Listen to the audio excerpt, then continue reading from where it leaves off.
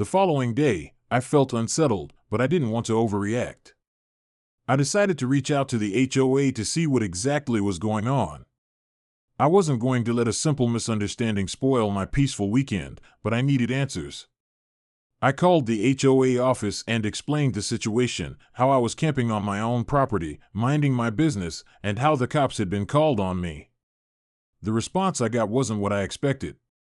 The representative on the other end of the line was curt and dismissive, telling me that camping wasn't allowed on my property without prior approval from the HOA, especially near the lake. I was taken aback. How could they impose such restrictions on something as basic as camping on my own land? But before I could gather my thoughts to respond, the representative continued to explain that the lake area was considered a common-use space under their jurisdiction, and camping by it violated the HOA's regulations. I tried to calmly explain that I owned the property, including the lake. I pointed out that I had every legal right to use it as I saw fit. The conversation quickly turned hostile when they dismissed my claims, saying they would be sending someone over to remind me of the rules. This was starting to feel like an absurd nightmare. I couldn't believe this was happening. The HOA was now trying to dictate how I could use my own property. I was furious but also determined to get to the bottom of it. I wasn't going to just let this group of strangers push me around. My family had worked hard for that land, and I wasn't about to let anyone take it from me, not even the HOA. That afternoon, I decided to do some digging. I knew I needed to understand the legalities of the situation, so I called my lawyer to get advice. After explaining everything, my lawyer informed me that the HOA was likely overstepping its authority.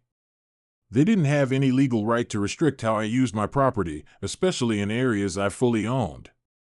In fact, he told me that many HOAs run into trouble when they try to enforce rules outside their legal jurisdiction, especially when it comes to private property rights.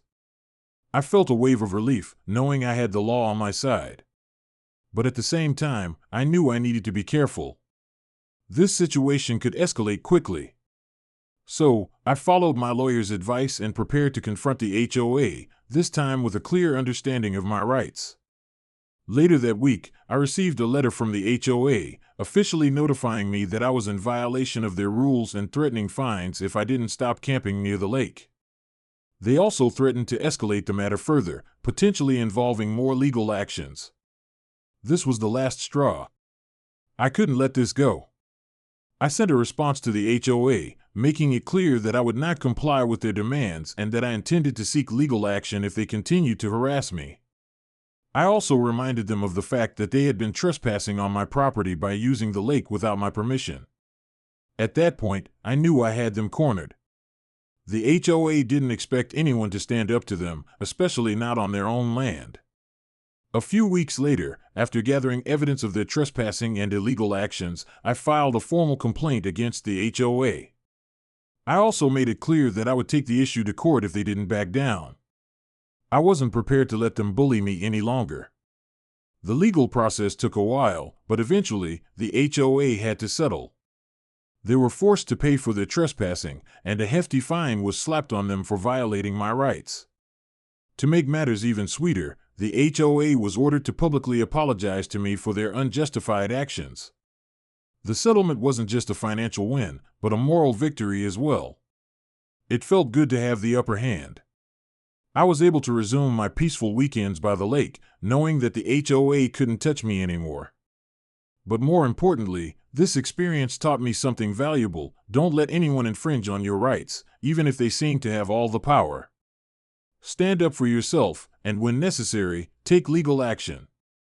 In the end, I didn't just win the battle, I made sure the HOA knew they couldn't push me around, not when I had the law on my side. The next day, I wasn't about to let this absurd situation slide. I reached out to the HOA, determined to confront them head-on. The call was cold, and the response even colder. I explained that I was on my own land, camping by my own lake, and had every legal right to do so. The HOA's response was dismissive. They insisted I was violating their rules by camping on the lakefront because they claimed the area was part of a shared space and could only be used with their approval. I couldn't believe my ears. Shared space? This was my property. It didn't matter what they thought. I wasn't about to let some board of strangers dictate how I used the land I had purchased with my own hard-earned money. The very thought that I needed permission from them to camp in a spot I owned was absurd. But instead of getting heated and impulsively reacting, I decided to take a step back and think things through. I needed more than just a conversation to resolve this, something more concrete, something that would allow me to defend my rights, if it came to that. I started gathering legal advice. What I uncovered completely changed the game. I had always suspected that the HOA overstepped their bounds in many areas, but I hadn't realized just how far they had gone. After consulting with a lawyer, I learned that their regulations didn't carry the weight they thought they did, particularly when it came to private property rights. Not only had they been unlawfully dictating what I could and couldn't do on my land, but it turned out they had been trespassing on my property multiple times without permission. The HOA had been using the lake for their recreational activities, fishing, boating, and even hosting small gatherings, all without ever asking for permission. The worst part? They had been doing this for years, under the assumption that the lake was a community space, when in reality, it was fully owned by me. The shock hit hard, but it also ignited a fire in me.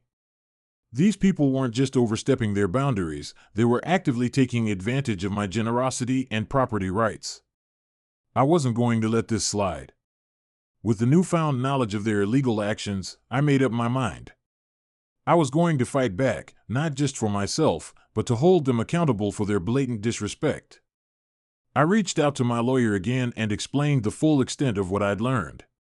The legal advice was clear. The HOA's actions were a textbook case of trespassing. I had a strong case, and it was time to make them pay for their arrogance. I filed a formal complaint against the HOA, documenting everything I could: photos, emails, dates, and even witness testimonies about their unauthorized use of my lake.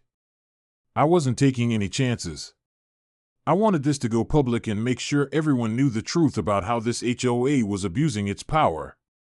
The wait for the legal process was excruciating, but within a few weeks, the situation took a drastic turn. The HOA was forced to address their illegal activities in court.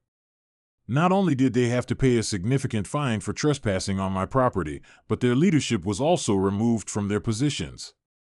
The very people who had tried to harass me were now out of a job and facing public scrutiny. As if that wasn't enough, the HOA was required to issue a formal apology to me. The apology wasn't just a private matter, it was made public. They had to announce their wrongful actions, admit to their trespassing, and apologize for the harassment. This public acknowledgement of their mistakes felt like a victory in itself. It wasn't just about winning a legal battle, it was about proving that no one, not even an HOA, could trample on your rights without consequences. At the end of it all, I not only reclaimed my peace and the right to enjoy my own property without interference, but I also walked away with a significant settlement for their wrongful actions. The HOA's fines, coupled with the settlement, more than made up for the stress and frustration they caused. I couldn't have asked for a better outcome. It was a painful, drawn-out process, but the satisfaction of watching the tables turn made it all worth it. The HOA had underestimated me. They thought they had all the power. But in the end, they learned a valuable lesson: never underestimate someone's resolve when they're standing up for what's theirs. The key takeaway from this experience is simple, but powerful: don't back down when you know you're right. Whether it's an HOA, a neighbor, or anyone else trying to dictate what you can do on your own land, you have rights. You have the law on your side. Don't let anyone push you around, and don't be afraid to stand up for yourself. If you know you're in the right, take the necessary steps to protect what's yours. And when the tables turn, you'll see just how quickly those who thought they had control can end up paying the price for their actions. This battle wasn't just about camping on my lake, it was about setting a precedent that no one can just take control of your life without consequences. Stand tall, fight for your rights, and don't ever let anyone dictate how you live your life, especially when they have no legal basis to do so.